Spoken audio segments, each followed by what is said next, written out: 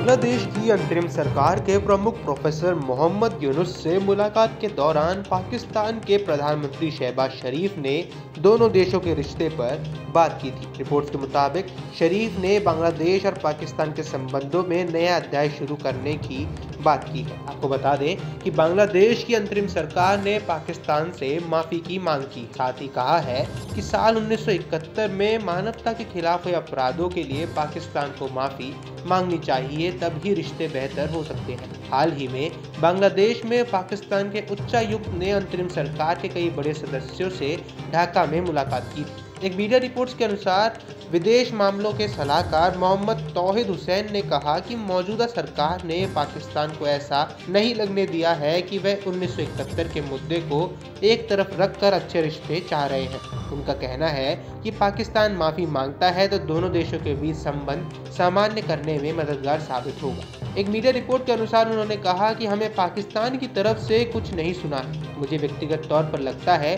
कि अगर वो 1971 पर बात करने की हिम्मत दिखाएं और कहें कि वे माफी मांगना चाहते हैं तो संबंध आसान हो जाएंगे। रिपोर्ट्स के अनुसार बांग्लादेश चाहता है कि 1971 में निहत्थे बंगालियों पर किए अत्याचारों पर पाकिस्तान सार्वजनिक रूप से औपचारिक घोषणा की माफी मांगे। तौहीद हुसैन ने आगे कहा कि जापान द्वितीय विश्व युद्ध से ही अपने कर्मों के लिए माफी मांग रहा है।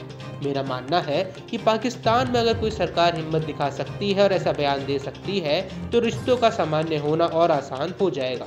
उन्होंने कहा कि बांग्लादेश पाकिस्तान के साथ अच्छे संबंध चाहता है, लेकिन 1971 के मुद्दे रहेंगे।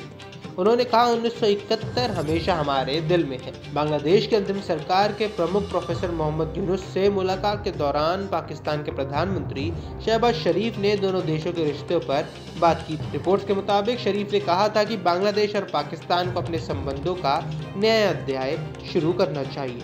आपको बता दें कि 1971 का साल भारत, पाकिस्तान और बांग्लादेश के इतिहास में काफ़ी अहमियत रखता है। उसी साल भारत ने पाकिस्तान को वह जख्म दिया था जिसकी टीस पाकिस्तान को हमेशा महसूस होती रहती है।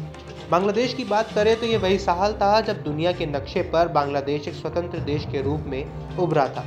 1971 के उस इतिहास बदलने वाले युद्ध की शुरुआत 3 दिसंबर 1971 को हुई थी। ऐसा माना जाता है कि मार्च 1971 के अंत में भारत सरकार ने मुक्ति वाहिनी की मदद करने का फैसला किया था। मुक्ति वाहिनी दरअसल पाकिस्तान से बांग्लादेश को आज़ाद कराने वाली पूर्वी पाकिस्तानी की सेना थी।